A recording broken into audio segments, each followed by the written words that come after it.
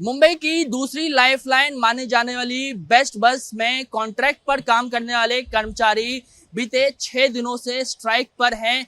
नतीजन ये कि मुंबईकरों को काफी दिक्कतों का सामना करना पड़ रहा है। मैं इस वक्त मौजूद हूँ सीएसटी स्टेशन परिसर के बाहर। ये बेस्ट का डेपो है और अब देखिए, चूंकि हफ्ते का पहला दिन है, सोमवार का दिन है, इसीलिए जो आम मुंबईकर हैं उन्हें काफी दिक्कतों का सामना करना पड़ रहा है। आपकी जहां तक नजर जाएगी आपको चारों ओर मुंबईकरों की भीड़ ही भीड़ नजर आएगी। आमतौर पे इस तरीके की तस्वीर बेस्ट के किसी भी डेपो पे नहीं देखने को मिलती है, लेकिन चूंकि बीते 6 दिनों से ये स्ट्राइक चल रहा है, इसके कारण जो लोग हैं, जो भीड़ है, उस आपको इस तरीके की दिखाई दे रही होगी। बताया जा रहा है कि स्ट्राइक के कारण करीब करीब 1000 से 1200 जो बसेस हैं वो मुंबई की सड़कों से नदारद हैं और उसी की तस्वीर है ये कि आपको लोग इतनी बड़ी संख्या में दिख रहे हैं।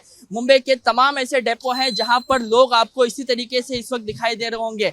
बताया जा रहा है कि आज बेस्ट में जो कॉन्ट्रैक्ट पर काम कर रहे हैं कर्मचारी, उनका एक प्रतिनिधि मंडल सरकार से मिल सकता है और अपनी बातें रख सकता है। एक आंकड़े के मुताबिक मुंबई लोकल के बाद सबसे ज्यादा जो लोग पब्लिक ट्रांसपोर्ट का इस्तेमाल करते हैं उसमें बेस्ट बस का आता है और बेस्ट बस में ये कहा जाता है कि रोजाना 30 लाख से ज्यादा यात्री सफर करते हैं।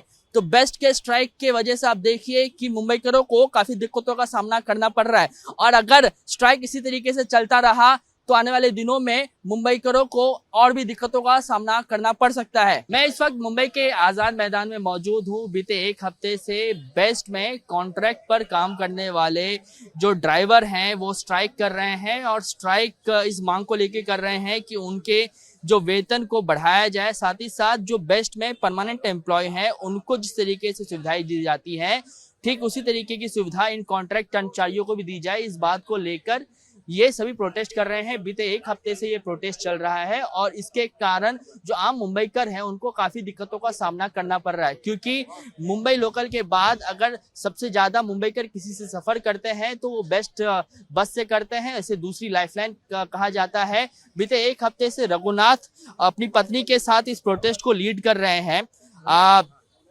आप लोग एक हफ्ते से इस प्रोटेस्ट को कर रहे हैं, बात आपकी कहाँ तक पहुंची? आप लोग सरकार के पास गए थे, सरकार से क्या कुछ बातचीत हुई है? क्या कुछ कहा जा रहा है ये बताएं। आज 8वां दिन है हमारा।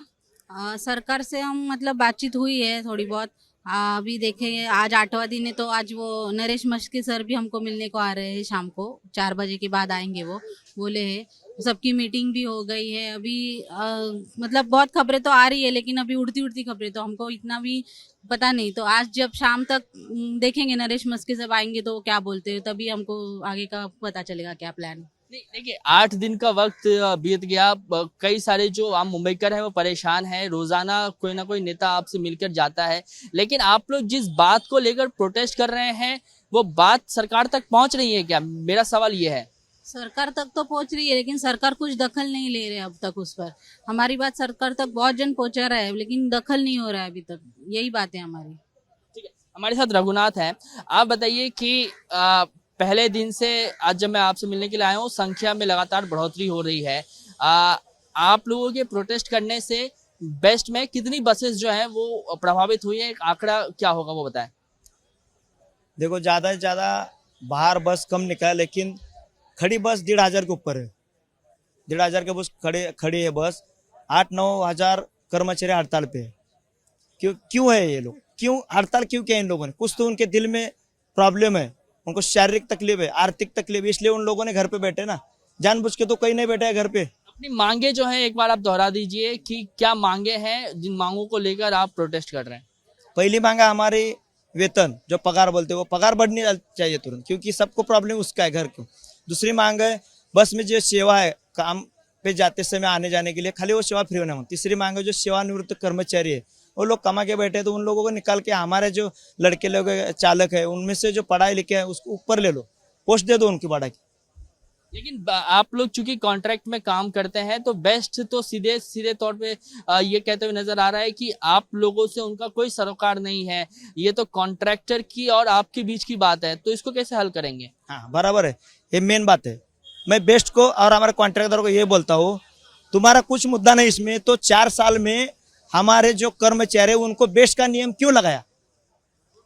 उनका गुना दाखिल कर दो। सरकार को मेरी मांग है, बेस्ट को गुना दाखिल करो।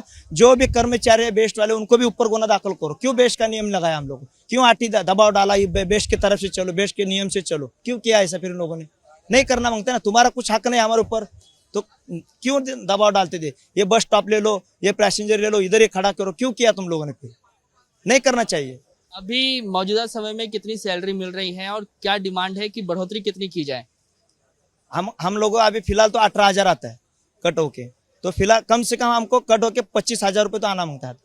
रघुनाथ, सवाल यही है कि पहले दिन से आज 8वां दिन हो गया, फिर 10 दिन होगा, 15 दिन होगा, ये प्रोटेस्ट तो इसी तरीके से चलता रहेगा। कोई एक बीच का रास्ता आप लोग क्यों नहीं निकाल पा रहे हैं? देखो, बीच का रास्ता निकलता है लेकिन वो इतना बराबर नहीं निकलता है। बराबर आते तो आज तक हम निकल के काम पे जाते थे।